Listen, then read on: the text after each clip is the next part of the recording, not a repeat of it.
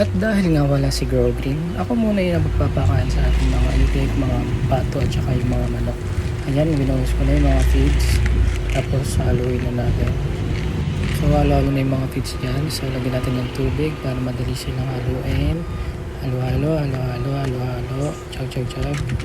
And then gusto ko siya makita. Ito siya. Ayan, ayan yung itsura niya. Dugdug-dugdug. Tapos lagyan na natin sa lalagyanan ng isa, dalawa, tatlo. Okay din.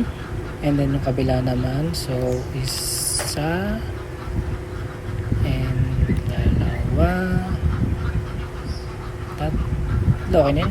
So yan pala yung mga Peking duck with Muscovy na isa. Ito yung mga Muscovy, yung mga sisiw. And then ito yung mga manok na nagmumukha ng tubig.